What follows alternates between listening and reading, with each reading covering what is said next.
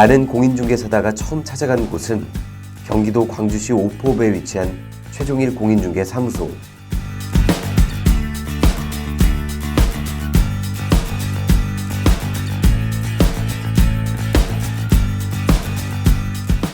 이곳에서 오늘의 주인공이신 최종일 대표님을 만났는데요.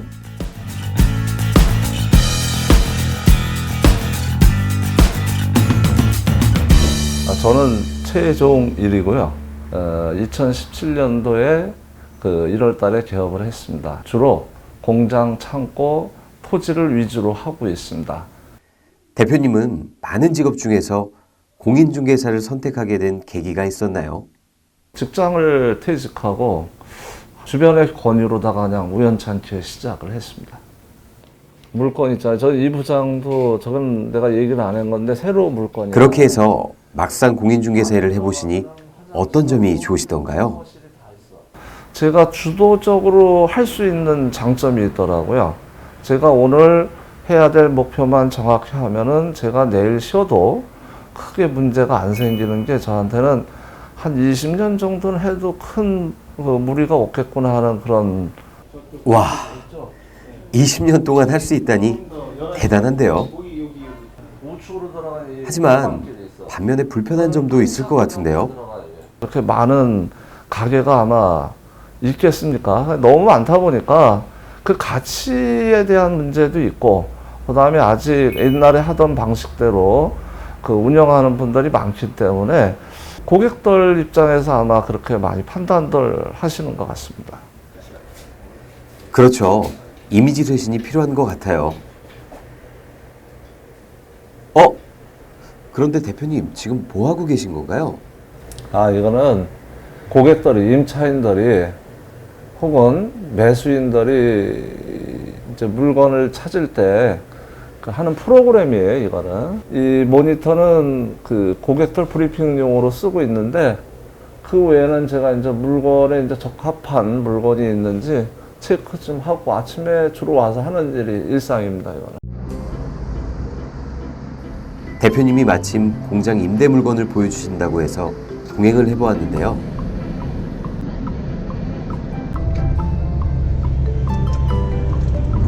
근데 이게 자신이 없는 이유는 왜 아는데 자신이 없어?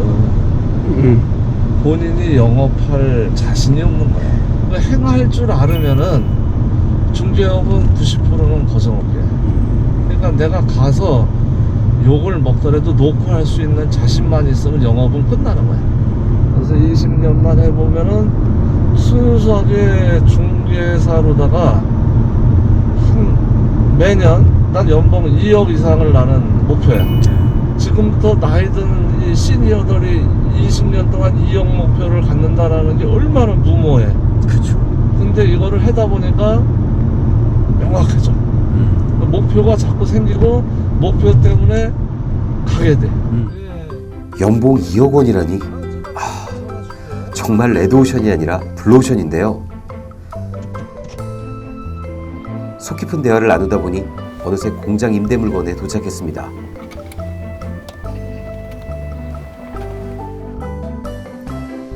오, 안에 들어와 보니 상당히 높고 넓은 곳이네요.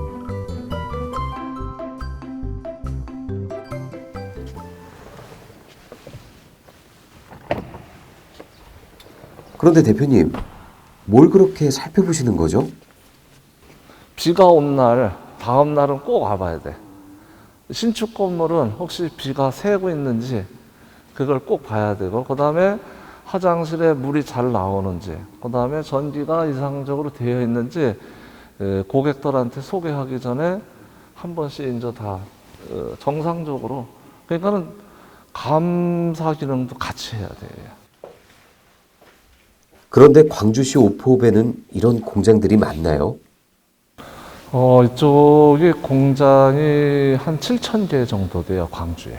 그 중에서 이 오포에만 약 3,000개. 공장 창고가 바로 여기서 10여 분만 가면은 다 분당, 성남, 서울을 닿는 이 벨트를 형성하고 있기 때문에 요새 이제 온라인 창업이 많이 하다 보니까 그 물건을 저장할 공간이 많이 필요하다 보니까는 현재 공장 창고를 굉장히 많이 건축들 하고 계시죠. 그러면 고객층도 일반적이진 않을 것 같은데요.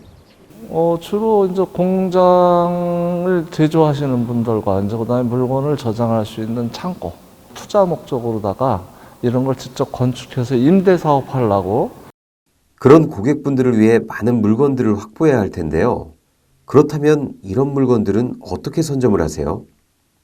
뭐 바닥 다지기 토목공사하고 이런 곳이 있으면은 직접 가서 명함 건네고 혹시 어떤 용도로다가 직접 사용하실 건지 임대를 놓을 것인지 이미 땅 파기 작업할 때 가서 확인하죠. 그래서는 임대 목적으로 하신다 그러면은 제가 책임지고 임대 놔드리겠습니다.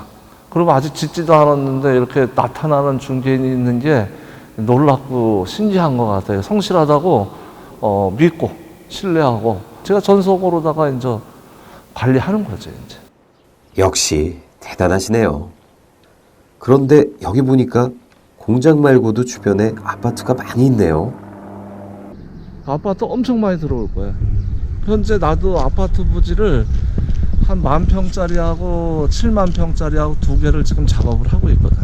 이게 토지는 영업의 꽃이에요. 진짜 그 영업이 필요하지, 그 다음에 전문적인 기술이 필요하지, 허가 요건 필요하지, 이걸 그 다음에 그 큰 회사를 상대로 다 나도 그 고객 관리를 해야지. 중개사로서는 아마 더 이상의 최상의 영업은 아마 없을 거예요. 그 정도로 힘들어요. 공인중개사 일 시작하신 지 불과 몇 년 안 되셨잖아요. 참 대단하시네요.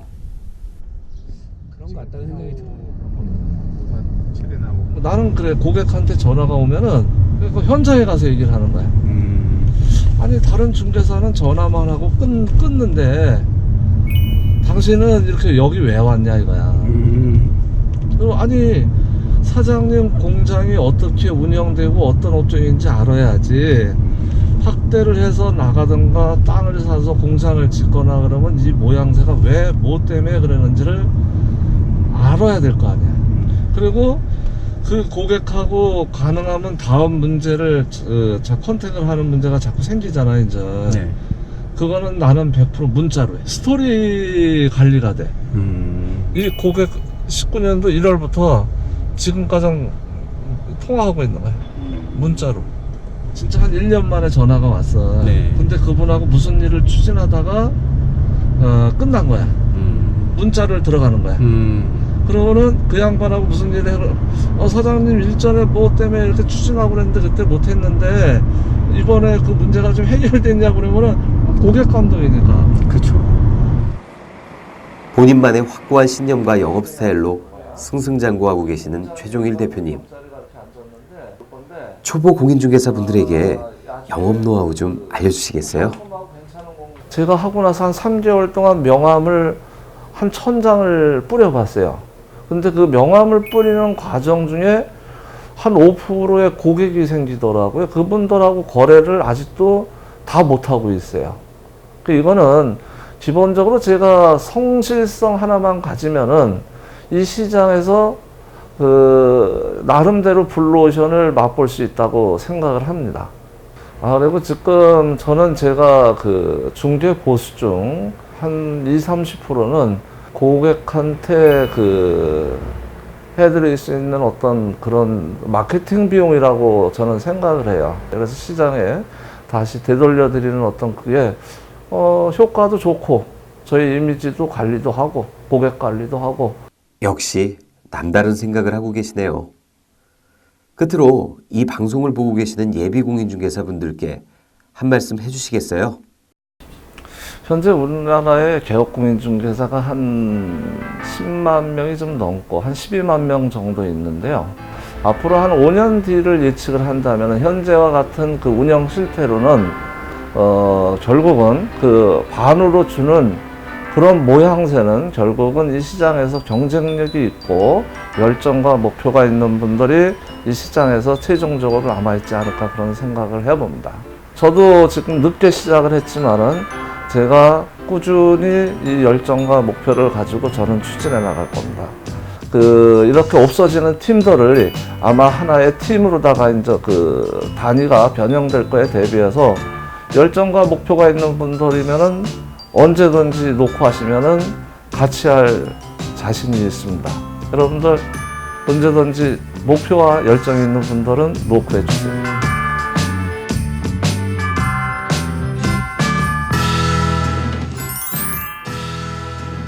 끝없는 열정과 뚜렷한 목표를 가지고 공인중개사의 길을 가고 계신 최종일 대표님.